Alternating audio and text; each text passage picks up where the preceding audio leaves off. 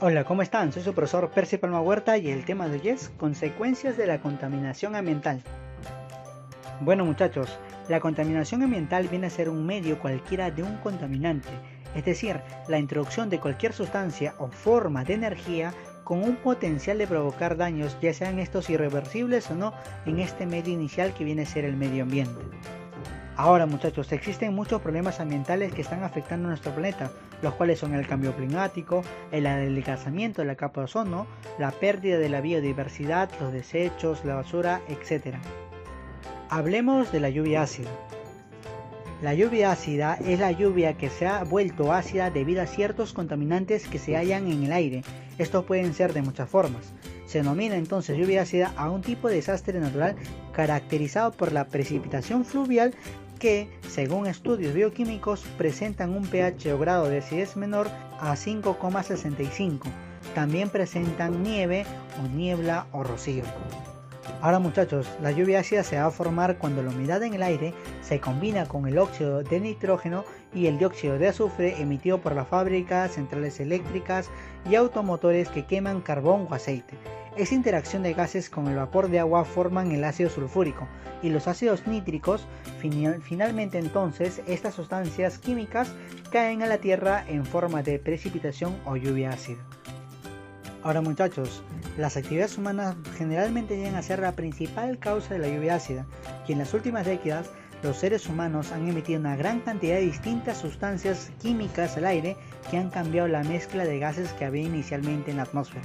Las centrales eléctricas, por ejemplo, emiten la mayor parte del dióxido de azufre y muchos óxidos de nitrógeno al quemar combustibles fósiles como el carbón para producir así la electricidad.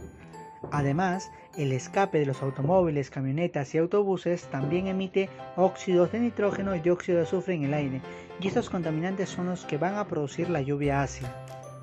Entonces muchachos, el dióxido de azufre y los óxidos de nitrógeno pueden causar enfermedades respiratorias crónicas como el asma y la bronquitis. La nube y la niebla ácida disuelven los nutrientes importantes que los árboles tienen en sus hojas y obviamente así van a disminuir la resistencia que poseen. También muchos lagos y arroyos en la región noreste de los Estados Unidos, por ejemplo, y en otros lugares tienen los niveles de pH mucho más bajos que los normales. ¿Qué quiere decir? Que por ahí hay mayor contaminación por lluvias ácidas, que también afectan a los edificios, estatuas, monumentos y automóviles debido a los compuestos químicos que contiene esta lluvia ácida. Ahora hablemos de la capa de ozono.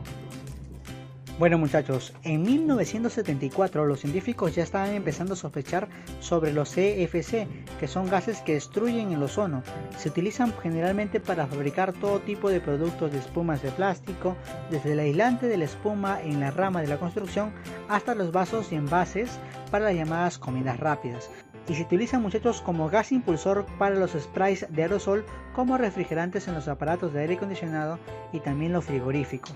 Además como disolventes para limpiar equipos electrónicos y muchos usos más. Una molécula de cloro puede continuar de este modo por más de un siglo, destruyendo así unas más de 100.000 moléculas de ozono. Y en el futuro muchachos existe un riesgo de destrucción importante por el posible aumento del cloro en la atmósfera. Entonces, la destrucción de la capa de ozono se origina entre las causas por las deforestaciones, el constante bombardeo de la atmósfera con los llamados gases invernaderos producidos por diversos contaminantes liberados desde la Tierra, y estos gases emitidos por las centrales eléctricas que utilizan el carbón y petróleo, o sea el dióxido de azufre y el óxido nitroso, así como el ejemplo de contaminantes de los clorofluorocarbonados, que son los conocidos CFC, que usan las industrias de aerosol, de la refrigeración, espuma plástica, solventes y propulsores que actúan como gases de efecto invernadero sobre el planeta, que permiten la entrada pero no la salida de la radiación solar, aumentando de esta manera muchachos la temperatura de la Tierra. Ahora muchachos, las consecuencias que trae la disminución de la capa de ozono, primero es la salud humana, que se vería seriamente afectada por una serie de enfermedades que pueden aumentar tanto la frecuencia como en severidad, tales como el sarampión, el herpes, la malaria, la lepra, varicela y el cáncer de piel, y todas de origen cutáneo. Además del clima, que va a variar por las emisiones de CFC, las cuales pueden contribuir al calentamiento global. Además, muchachos, los materiales de construcción usados en edificios, pinturas, envases y en muchos otros lugares que son agregados por la acción de las radiaciones UV. La disminución de la capa de ozono parece hacerse cada día más evidente y de forma dramática. Además, el agujero ya existente sobre el Ártico cerca al Polo Sur, recientemente se descubrió un nuevo hueco sobre Australia y Nueva Zelanda. Y si desaparece la capa de ozono, también desaparece la protección de los rayos ultravioleta, principales causantes del cáncer de piel y modificaciones genéticas en la flora y en la fauna. Ahora hablemos del efecto invernadero. Bueno muchachos, se denomina efecto invernadero a la absorción en la atmósfera terrestre de las radiaciones infrarrojas emitidas por la superficie, impidiendo de esta manera que se escapen al exterior y aumentando por lo tanto la temperatura media del planeta. Este fenómeno evita que el calor del Sol recibido por la Tierra deje la atmósfera y vuelva al espacio, produciendo a escala planetaria un efecto similar al observado dentro de un invernadero. Hablemos muchachos de las características de los gases de efecto invernadero o también conocido como GEI. La concentración de dióxido de carbono, o sea el CO2, en la atmósfera ha incrementado casi 30%, quiere decir que equivale a 280 partes por millón del volumen, en la época preindustrial a 358 por millón por volumen en 1994. Es el gas más importante, responsable del 70% de lo que sería el calentamiento de la Tierra previsto para los próximos años. El ciclo del carbono es complejo, ya que algunas emisiones se absorben rápidamente pero otras permanecen en la atmósfera por más de 100 años. Entonces muchachos, los denominados gases de efecto invernadero o gases invernaderos responsables del efecto descrito son el vapor de agua, el dióxido de carbono, el metano, óxido de nitrógeno, ozono y clorofluorocarbonados artificiales. Hablemos del metano, que se origina en la producción de combustibles fósiles, pérdidas del venteo de pozos de petróleo, escapes de gas natural y minas de cartón al aire libre, y la concentración del gas metano en la atmósfera hoy es más el doble que al inicio de la era industrial y tiene un potencial de calentamiento global de aproximadamente 21 veces respecto al CO2. Luego tenemos al óxido nitroso, que proveniente de las emisiones de transporte que usa combustibles fósiles y del empleo de fertilizantes nitrogenados.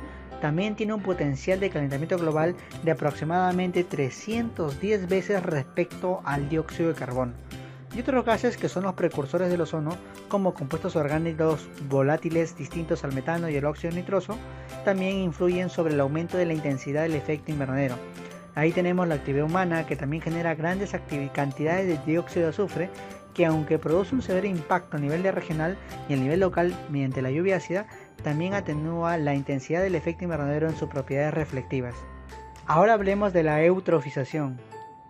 Bueno muchachos, la eutrofización de las aguas es una palabra que proviene del griego eutros, que va a significar bien alimentado y consiste en la presencia excesiva de la materia orgánica en el agua, provocando así un crecimiento rápido de algas y plantas verdes que van a recubrir la superficie del agua e impiden el paso de la luz solar en las capas inferiores. Ahora muchachos, la principal causa de desaparición de estas especies es por sedimentación, lo cual aumenta en las zonas profundas por el consumo de oxígeno, necesario así para descomponer la materia orgánica de esas algas. Entonces, la proliferación masiva de las dichas algas ocasiona que en las zonas superficiales una disminución en la transparencia del agua y en las zonas profundas va a ocurrir una disminución del oxígeno disuelto. En general entonces, el fenómeno de eutrofización muchachos implica una pérdida de biodiversidad, disminuyendo el número de las especies de seres vivos y aumentando el número de individuos de las pocas especies que quedan. En el caso de las algas, de especies que quedan suelen ser de gran tamaño y los animales del zooplancton no pueden comérselas. Los principales efectos de la eutrofización en las aguas tenemos que disminución del oxígeno disuelto para que puedan terminar con la vida acuática. También hay aumento de la turbidez, o sea no se ve claro el agua. Hay aumento de grado de la sedimentación de esta misma. Y esto muchachos, ¿cómo llega a afectar al hombre? Entonces la eutrofización de las aguas puede acarrear entre otros efectos el desarrollo de algas tóxicas y de microorganismos patógenos. Todo lo que indirectamente afecta al ser humano al implicar una pérdida de biodiversidad y con ello de riqueza natural. Además muchachos, esto también puede ser perjudicial para la salud debido a la producción de compuestos orgánicos que tras la coloración producen derivados colorados especialmente el cloroformo y otros, con la capacidad tóxica y cancerígena, y esta elevada concentración de nitratos que puede ocasionar en los lactantes una enfermedad y en la formación de nitrosaminas en el factor riesgo del oxógeno en el cáncer del estómago. El proceso de eutrofización tenemos que primero obviamente es un agua clara, ¿no? Luego esto poco a poco va a ir cambiando porque la luz va penetrando y prospera la vegetación acuática de una manera normal. Ahora, ¿qué pasa? Que poco a poco, al ver más vegetación, aumenta el agua turbia. La vegetación entonces acuática sumergida va a quedar en total oscuridad, no va a pasar la luz, con lo cual no va a permitir hacer la fotosíntesis. Entonces, como no va a ocurrir, no baja la luz y no hay fotosíntesis, no producen oxígeno. Así que hay un agotamiento de oxígeno, por lo cual mueren todos los vertebrados por una asfixia dentro de ese lugar. Entonces, muchachos, la eutrofización es una de las causas por el cual se puede perder la biodiversidad y riqueza natural, y sobre la nutrición de las aguas, producto de los desechos vertidos por el hombre, que genera un exceso de algas originando una disminución del oxígeno que puede terminar con la vida acuática. Bueno, muchachos, pasemos a las preguntas de clase. Pregunta número 1 nos dice: también se encuentra en pinturas y en tinta de imprenta. Nos estamos refiriendo al plomo, muchachos. Pregunta número 2 nos dice: es un ejemplo de contaminante biológico.